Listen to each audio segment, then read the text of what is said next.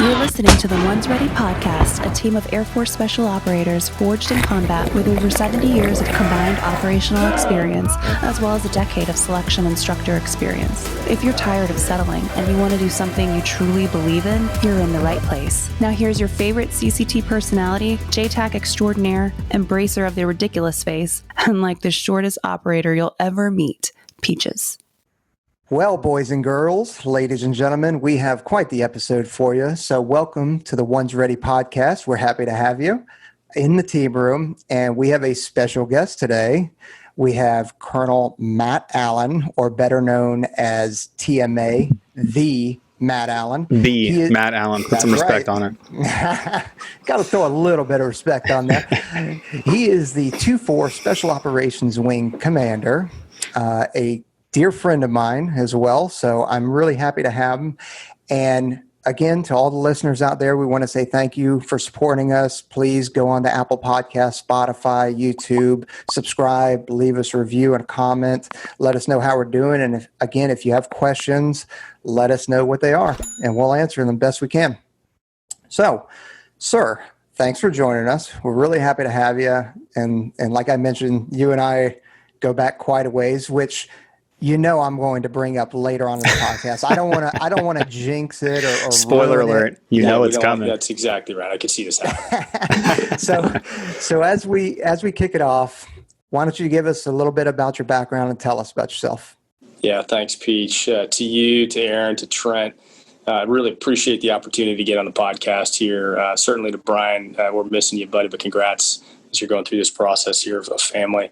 And then, of course, to your listeners, too, thanks for taking the time out to learn a little bit about our culture, about who we are within the AFSOC war community, and then specifically today within ST. So I've been the wing commander of the 2-4 South for the last year.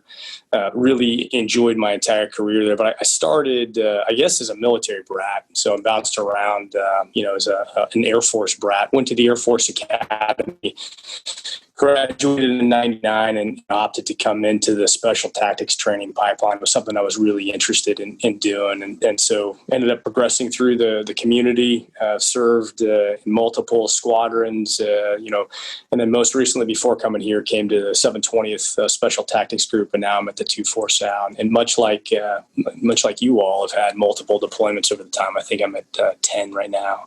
But just excited to be a part of this community, not just because what we do, but the people that comprise this community. It's a really unique organization. So thanks. That's awesome. No, I mean, it is unique, but as you know, sir, I think going back to the very beginning, most of our listeners are either pre-career or in the very beginning. And so we want to talk about, I know nothing about being a plebe at the academy or anything else like that, but as you went through that process. Can you use that term anymore? Did you just get canceled? Is that still kosher? Are we still allowed to say plebe and dually and stuff? Yeah, I think it's dually. So plebe, I think, is the West Point. I thought dually is. Yeah, I thought dually. There. Yeah, come on. New human. I don't know. No. This is why we're enlisted. This is why. Exactly. I'm technically not allowed at the academy thanks to several different statutes and disciplinary actions. That's good. I type with my fists. So, but is there anything that you wish you would have known in the very beginning process of your career coming in? Questions that we could have answered. Yeah, I guess at the time there wasn't a lot known, right? There wasn't a lot of information in the late '90s about ST as a capability, and then specifically the career fields that were involved. And I think that's probably a similar look across the community, and as people wrestle with the decision. But what I'll tell you is. The challenge that is associated with not only deciding to come in and preparing to do that, and you really have to be able to prepare to go through that, but then going through the training pipeline itself was incredibly rewarding. And I didn't know the amount of reward that I would get until I went through the first couple of courses, and then I realized, man, these are exactly the kind of people that I want to spend time with. So it does take a lot of hard work to get prepared for it, and so take it seriously. But at the same time, there's an awful lot of reward that comes from it as well. Right. I think we punch that all the time, right? Like everything that's worth it comes with struggle. And I think that's something that's out there in the social media sphere, coming from all directions these days. And, I don't think we're any different. Follow-up question is, why was the 321st your favorite assignment with most of the One's Ready crew, And how many Article 15s came out of that? Hey, don't answer the second one. Like, the first part is fine. The second part's a little that's personal. invasive. We'll ignore that. That's perfect. That's exactly right. So good. I've enjoyed all the different assignments for various reasons, right? I don't want to politic my way through this one, but the 321st was really unique from my perspective because you get involved in the Theater Special Operations Command under SOC here, and now you're far left of conflict, and you're doing partner nation work. You're establishing relationships. You're setting environmental conditions for us if we ever had to go to war to be majorly successful. But there were an awful lot of great training trips that were associated with that one. So it was good. Wasn't bad. Norway in the wintertime. See those northern lights. It's right there. They were right there. Enjoy the chill. Freezing. Definitely worse places. Absolutely. Yeah, absolutely. Worst places to be. That's right. So, sir, as you moved on out of the squadron level and you started getting more and more under your umbrella, right? You started off kind of as a flight commander and then moved your way up to DO and now commander.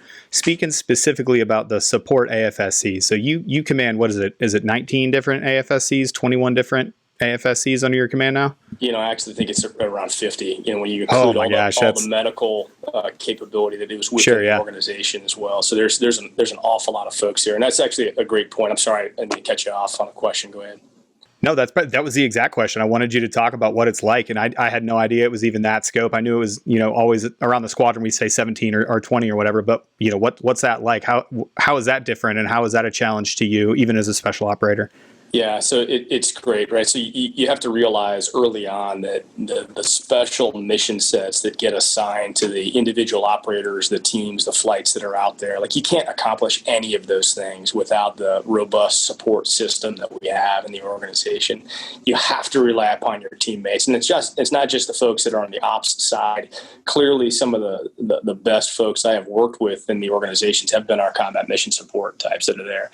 But with every single Air Force specialty code, right? So the different jobs that are out there, whether that's supply, whether that's radio maintenance, whether that's our logistics readiness capabilities, there's a different career path and progression that they have to be on. So you want to obviously, pull the unit together towards unified action and get after the mission set or the problem set that you're looking at. You want to do that and really use all of the talent that you have in the formation. But what you also want to do is professionally develop everybody within the organization and not just focus on one side of the squadron or one portion of the squadron there.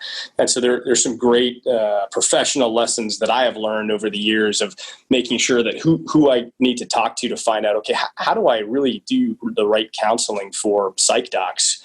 Or how do I do the right counseling for our radio maintenance folks that are out there, or comm officers, or now we're going to get logistics readiness officers into the squadrons as well. How do we make sure that we're taking care of them so they can contribute to the mission set and then be part of the broader Air Force team as they move on? So that's kind of neat. And then of course within CMS, of course, you get some wickedly talented people that you want to maintain within the special tactics or special warfare enterprise writ large.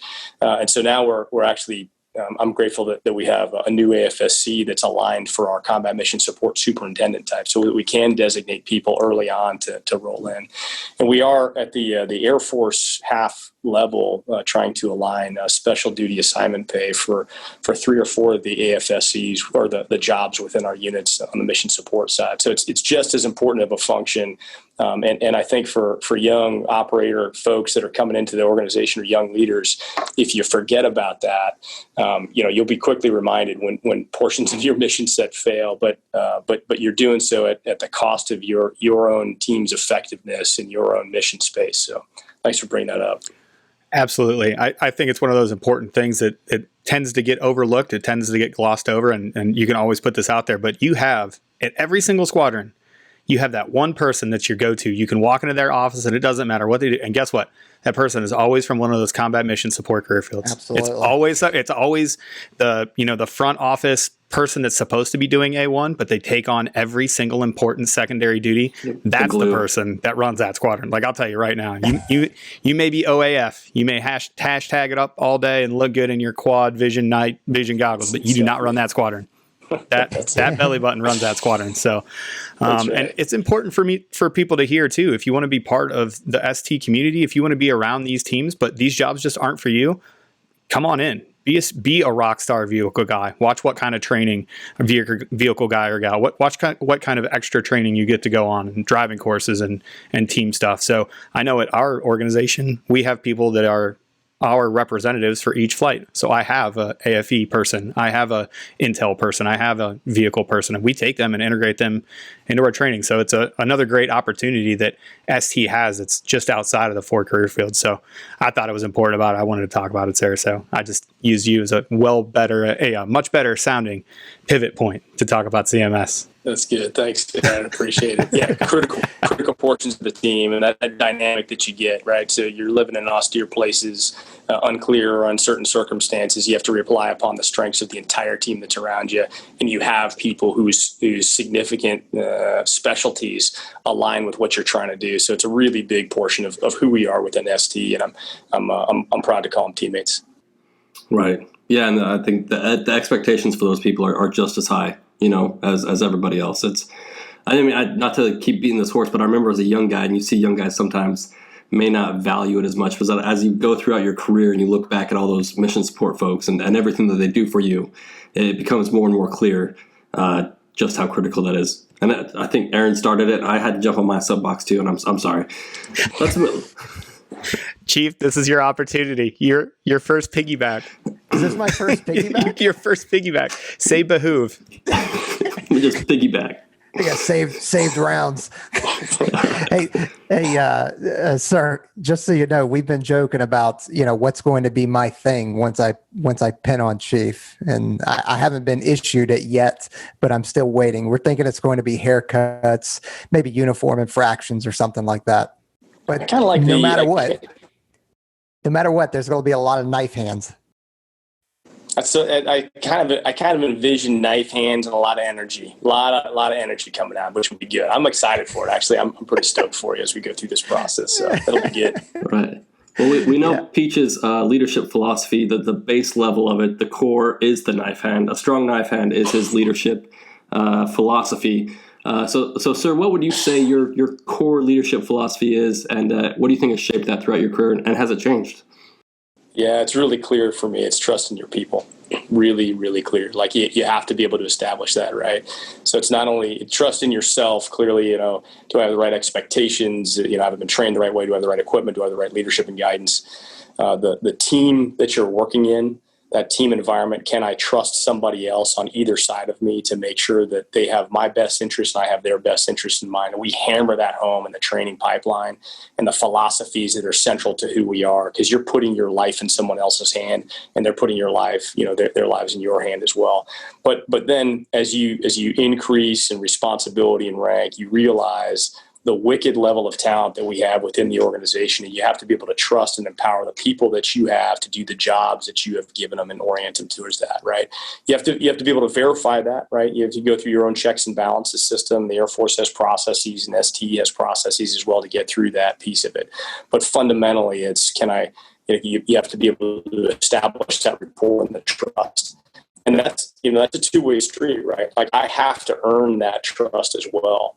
I have to earn the trust of the folks who I get to work with and have the opportunity to be in the same unit with, and they have to earn that with me too. But the faster you get to earning that trust with your teammates, with your boss, with the folks who are working within your organization, the more effective the organization is. And if we pull it back just a little bit more, it's easy to talk about trust in the aspect of, can I trust you to do your job, and can you trust me to do my job? But I think the hard piece of trust is, can I trust you enough to still respect me as a teammate if I call you out on something and I say that, hey, I think you're doing it wrong. I think you need to do it a better way. And conversely, can I trust you enough as a teammate to tell you, hey man, I'm having a hard time. I'm having an issue. I'm not running, not 100% right now. I got some issues that I'm going through this with. That's part of the humility that I think we learn and really reinforce during the training pipeline. Of course, I do care about people's ability to achieve physical fitness standards, but I also care about like everybody has a breaking point, right? It will always happen. It just turns into how do you talk about that with your team that's around you, and then what's your threshold for that? Now, you can always go a lot longer than your body tells you, right? It's just your mind driving you through those pieces of it. But those are the aspects of trust that I think are really valuable. I mean, I think fundamentally leadership is a people-driven enterprise, right? It's not just about the implementation of different designs, and it's not just about I've got to achieve specific mission sets. It's about how do you inspire and direct your people towards getting after what you're asking them to do. So that if you were going to ask me in one word what the leadership philosophy is, it's trust. Right. I think that's one of the reasons we call this the team room, right? Because I think the team room is that nexus where leadership and followership and brutal honesty meets, and that's where we all develop those characteristics, and which allows our community to move forward, because that's where you handle your problems and then you move out, and then that trust is we can treat each other like people, but when you tell me to go, I'm gonna step out and move smartly and do my job, right? So I think that's pretty awesome. We shy away from it because we hate the word, but really, we're looking for trust, and then on that next level is that intimacy. Like, do I know you so well that I know exactly how to say a very, very mean thing to you, to where hey, it's coming from a good place, and listen, I know this stings, but it's because I love you and I want to be better with you.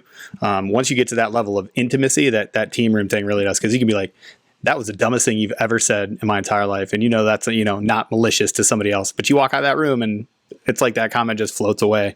As soon as the echoes are done, you just walk away and it's like, okay, well, I did just call my friend stupid, but he was kind of being stupid. So it's a good point that you bring up though, right? So that I think there's internal barriers. Like we work in a community and really the DoD writ large, where we're willing to die for one another, right? Like you're willing to go into battle space and cover up your team and make sure that you're taking those, the more dangerous aspects of the job. But how challenging is it then to go back into the team room, Trent, exactly as you're saying, and then call out your teammates for saying, hey man, like I don't think you're doing it the right way. And then be able to receive that kind of criticism as well.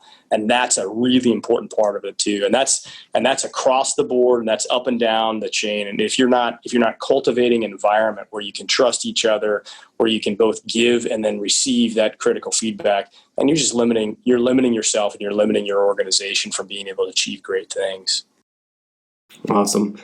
You have any reading, any books that have helped you along the way, that have kind of shaped the way that you do business? I think everybody has a couple books that have hit home.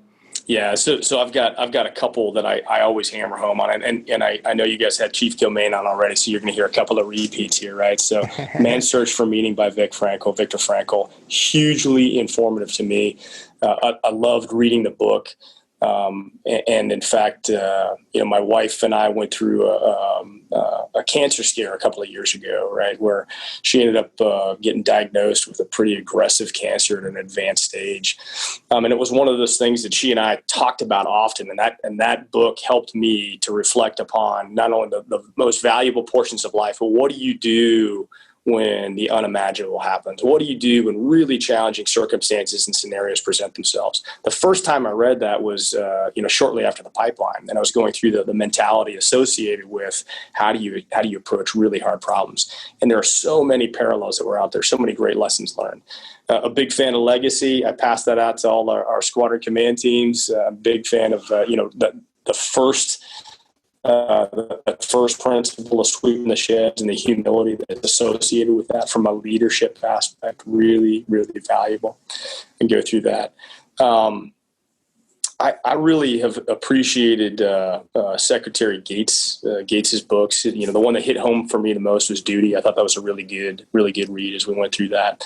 I think there Once an Eagle by Anton Meyer, I'm a big fan of, and Endurance by Alfred Lansing. So both of those are leadership in small team environments. Once an Eagle talks about an Army leader that progresses through the ranks, some of the challenges that he saw, and it has examples of great leaders and examples of really poor leaders, and then who do you want to be in your life, because you get to choose what you stand for in life.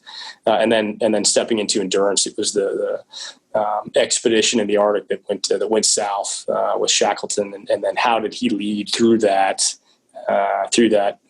environment itself. So he's Antarctic, so it's good. Nice. Those are the ones that I got. We can edit that later on, I'm sure. Yeah. We were going to have doubles from Chief Gilmain because Chief Gilmain named off like 75 books rapid fire. Like we had to go through back, like we had to look through the transcript and the buzz. I was like, man, this guy's book reading appetite is voracious. He's just out there on that paddleboard, just audibling it up. Just that's what happens. Exactly right. That's what happens when you're doing marathons on a paddleboard. Yeah, absolutely. He didn't right. mention he goes on like 20-mile paddleboard rides. And he didn't mention that to me when I went on the first paddleboard ride with him as well, trying to keep up. It was crushing me. It was really good. So, sir, I don't know if you're aware, though this is not a security breach, but the ST 2030 vision is out there for people's consumption out on the internet. Yeah. The problem with that is that people, they see it in black and white and they expect that that's going to happen, and they don't understand that that is a living, breathing document that constantly evolves, because that is one of the benefits of being soft, is that we provide that rigid state of flexibility and that ability to move and change on the fly, almost a lot faster than the services. So what changes? So it's kind of a two-part question. What deviations have we taken from that as a point of departure, and what is the future for AFSOC War? Yeah, so good questions. Clearly, I think part of the ST 2030 vision really wanted to establish force structure in two main locations, and then really start to build on really a high level of kinetic activity and what we were planning on doing. But really that document came out, and subsequent to that, we've seen the national defense strategy change, right? And then we've also seen a correlating decrease in the amount of kinetic activity in the current theaters that we're fighting in. So Afghanistan, Iraq, Syria, and then places within Africa. And so this so we realize that as a soft entity, right, AFSOC writ large, but then specifically within special tactics and in the whole special warfare community, the AFSOC war community, we realize that as we will continue to be involved in the counter-violent extremist organization fight. Like that's going to continue to happen. That'll be a soft focus area for the nation. Counterterrorism forces will be employed. But we also need to make sure that we are pivoting to and addressing near-peer competitors. And we've seen this through, the closest threat would be Russia. And that pacing threat as we start to look out in the distance is definitely China. And this is a war of values. It's a war of ideals. It's a war of partnerships, right? And so how do we build partnerships with those that we hold closest to us and continue the presence that the United States and the democratic alliances across the world have had for decades to maintain the knowledge base that we have right now and to maintain the standard of living and kind of the world order that we currently know.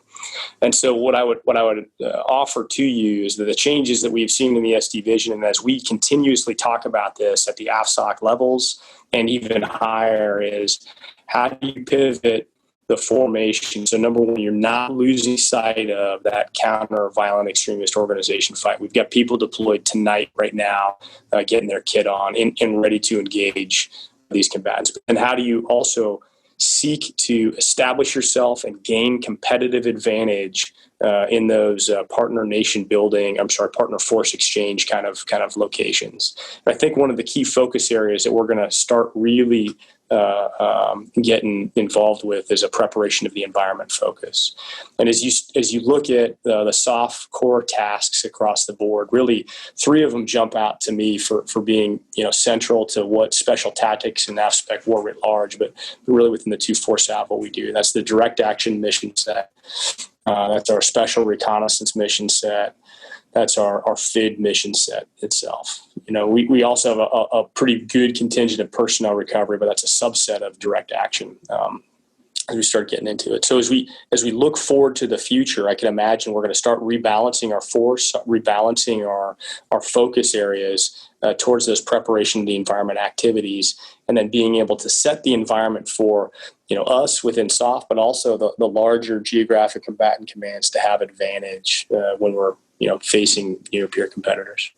Sir, did you just black out? That was the perfect answer in about one sentence. So thanks. I guess we could just end it here, I guess. Sorry, it was a good day. Yeah. Totally blacked out. Somebody else came in. Totally good day. No, that's absolutely outstanding. I mean, we get so many questions. Where is AFSOC war going? How does special reconnaissance fit into that? Where does a PJ fit into these teams? And for us that get to hear people like you message this, and then we get to hear people downstream message it directly to us and translate it into kind of that tactical speak that we need. It's good to hear that the wing commander has the way forward on this. That's a pretty solid one. So we're gonna completely switch gears on you, sir. So we just talked about how much AFSOC war is changing. We're talking about where it is that we're going as a future. We're talking about new career fields that don't even have CFETPs yet. What do you look for in kind of I'm just saying, hey, facts are facts. Facts are facts, man. They don't care about your feelings, Trent. But what do you look for when we're talking about, and you're on with 3 sled dogs right now, and you're young enlisted, we speak to people that haven't even made that bridge to airman yet.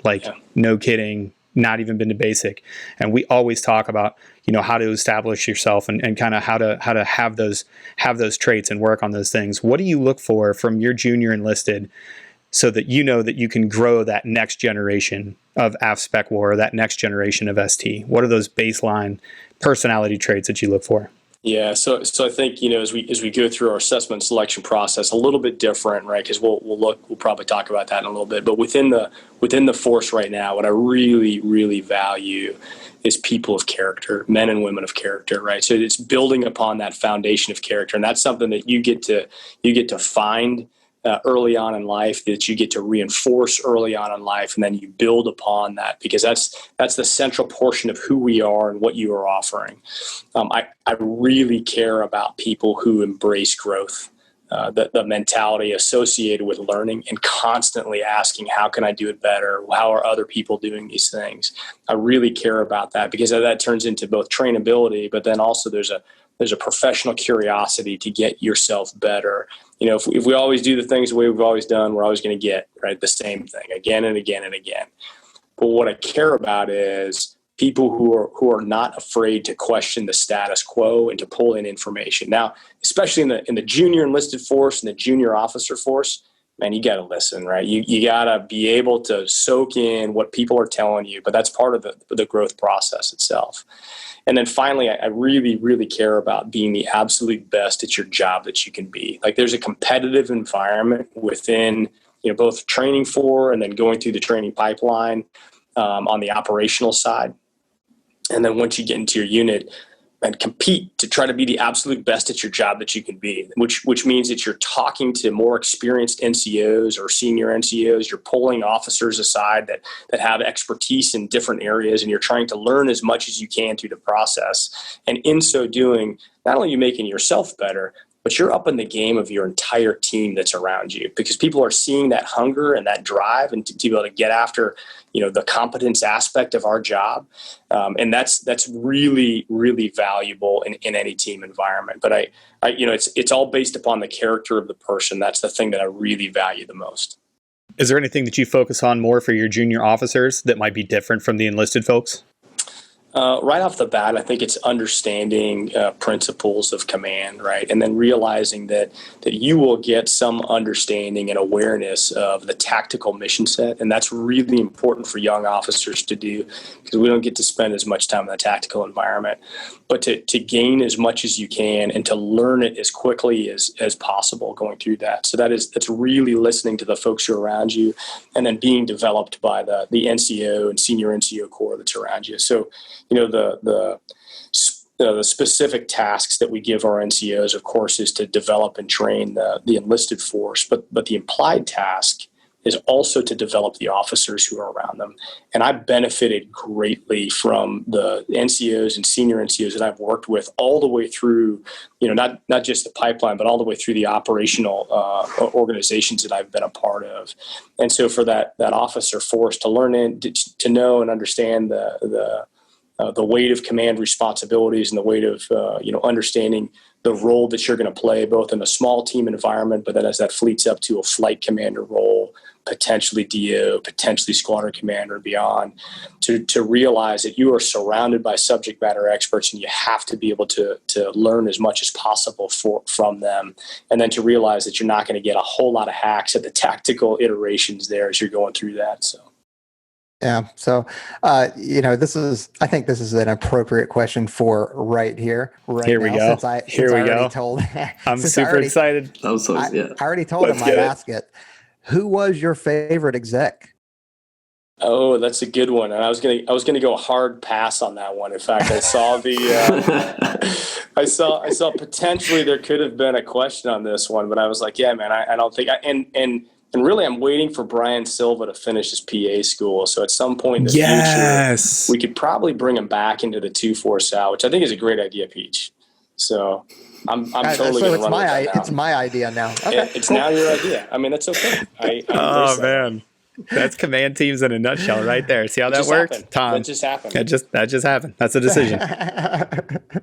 Well, I'm sure I'll pass that message on to him and start making that happen. That's good. Nice. I hear that exec life is the good life, but it is. Yeah, it is. That's right. Good times.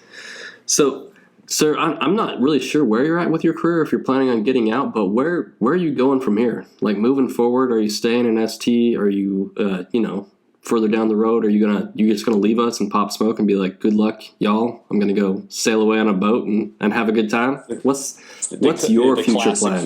The classic follow on. That's right. So I think what happens next is I probably step into a staff role, and for officers that's normal, right?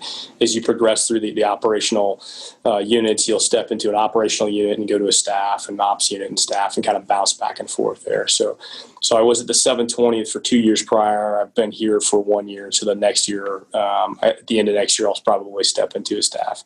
But I want to be able to participate and give support and provide support any way that I can to this community that, I think it clearly has meant a lot to me personally as we've gone through, as I've gone through the last couple of decades here. But what I think is a real value for the Air Force, for SOCOM, and for the nation. And so I'm just excited to be a part of it right now. And I hope I get to contribute, moving forward in the future, though not as closely as I'm able to do right now. But to be able to be an advocate is a big deal. I think you're going to miss seeing all the young guys out there. You step away from ops, you're going to miss it, I think. That's right. That's exactly right. I know. That's the path, my friend. Well, that's the thing, is that hunger never goes away. Like I'm living a staff life right now. Trent is, Aaron's still out there getting after it, but weaseled my way into a demotion. It was great. It's great. I'm telling you, the flight chief time right now, it's to get a full, a full cycle out of it. I could not be any happier. And I'm currently the envy of some of my peers. Well, I mean, you do become a caged animal. So, and apparently talking to some chiefs that I know that have retired, they said it never goes away. It's always going to be there for the rest of your life. So I have that to look forward to as well as you guys. So I mean, it's a good point though, right? So what drives you? Like, what gets you excited to come into work, and what gets you excited to invest in other people? And I think that the people you work with respond to that really well. And if you're content with just kind of sitting back and relaxing and resting on your laurels, like nobody responds to that. And that's not the kind of people that we want to have in the organization, anyways. But yeah, you're right. For the retirement life, as I look ahead, whenever that's going to be, I can imagine trying to find some aggressive hobbies. So that'll be good. Unnecessarily putting yourself in danger. That's right. That's exactly right. High extreme fly fishing or something. I don't know. That's it. Yeah, exactly. So our demographic is generally 15 to 35. We've got some younger people and we've got some older people. But what we also have is we actually, surprisingly, I guess from me, because I don't know who the hell wants to listen to me, but we have some people within our ranks, the special tactics ranks, the Air Force, and even some of our sister services. So what would be a message that you would want to give to them as they either, enjoy following Aspect War or come, trying to enter, or they're already on team? Yeah, so I guess for the folks that are outside the community, number one, it's worth it. This is an awesome organization. It's comprised of the just incredible people, and they bring your game up significantly, right? So this is all the way back to the first person that I ever met in training, one Jared Petrus. 20 years ago was right in Lackland, which is good. I think The very first person or something at the time, or a Yes, I don't remember what it was. You weren't allowed to drive. What? I have one question. He wasn't allowed. What kind of boxes were you using on the pedals to make your feet reach? That's nice. That's it. So I was going to bring up that story later, but we can explore it after this. I'll jump right in. But yeah, being sentimental. But so this community is awesome. Like, it's an incredible community, and while you'll see kind of the lighthearted back and forth and giving each other a hard time, like, we have some incredibly disciplined people within the organization. Not we have some, but that's who we are. That's the ethos of the organization is that we're able to pivot to and turn towards problem sets in an instant, and then be able to array our full capability set towards it. But I tell you, it's worth it. So coming in the community, for the people who are already in the community, I just want to say thanks. I'm really grateful to work with this organization and be a part of who we are. I am really excited and energetic as I start to look towards the future, to the things that we are going to be participating in. It's going to be different, right? It'll not be the same as the last 20 years, but if the last 20 years of what Aspect War has done and grown to are any indicator, the next 20 years are going to be just as effective as we start looking forward. So thanks to the people who are out there listening to this, and thanks to your families, because it's a hard life, but it's a really rewarding life too. Yeah, I couldn't agree more. And I don't think anybody else would have a differing opinion, or else we wouldn't have been doing it for as long as we have. That's right. So it's an addiction. The having people around you that push you forward and always, challenge your best, your version of your best it's addictive, once you lose it, you might not realize how good you have it until that's not around you all the time.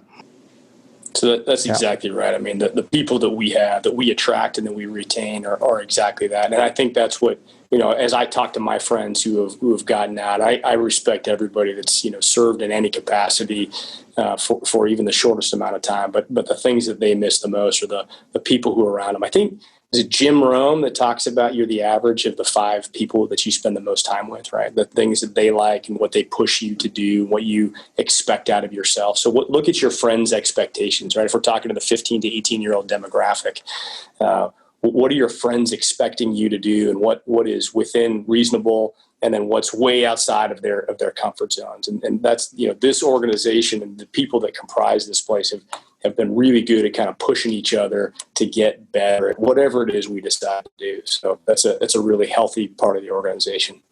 Exactly. And if you're not surrounding yourself with people that will force you to get better, or you are hanging out with somebody that happens to be toxic, it will either build you up or tear you down really, really fast. Yeah, that's right. So a little bit of story time real quick before we wrap this up. Perfect. So I remember it being 1999, and I was at NDOC, and you had not arrived yet. I didn't know of LTA or LT Allen that was showing up until I think it was Bubby. It was either Bubby or Costal told me, "Hey, this guy's coming in. You're gonna love him. He's fantastic." And then me, I had already been there for a while. And it was just kind of amazingly, I'd already had the salt on me. I was already grizzled, you know? That's right. Grizzled. Yeah. And then here comes this young, ambitious lieutenant. And then that started our pipeline pipeline to now. And I mean, you and I, we shared, we went to NDOC together. We went to air traffic control together, combat controls school. Then we were on the same team at the 2-1, the mighty blue team. That's right. Blue team, best team. with how dare you? How dare you ever say that? You know, silver team, to quote J-Mac, strong as shit. That's good. And I mean, I'm not going to say that we were the best team, but I mean, we did have some pipe hitters in terms of, we had Bullet Bob, we had one each Nielsen, Kendall, so we had some pipe hitters. Yeah.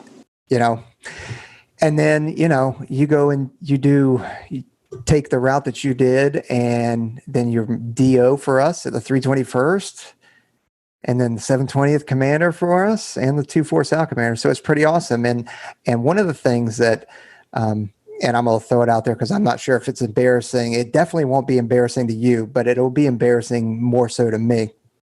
So I'll just take that.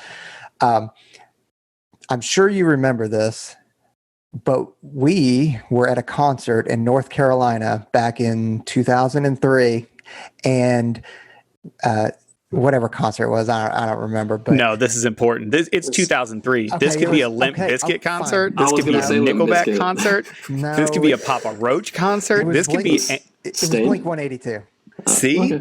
Okay. Which isn't bad. Kind of respectful. That's right. Respectable. Right. Anyway, it's okay. We're in Raleigh, and these two guys, some of our buddies were drinking, and we kind of gotten separated because of this concert, and they got jumped. And funny enough, they're the ones that got arrested, not the guys that initiated the fight. And I'm sure our guys weren't completely innocent, but whatever. These guys ended up finding us in the parking lot, and we handled business appropriately. Yeah. But nevertheless, two of our buddies are still in jail. So if you're not familiar with the geography of it, Raleigh to Fayetteville area is, an hour and a half, right? So we call one each Matt Allen or Captain Matt Allen at the time and say, hey, we got in a spot of trouble. Need you to come bail us out.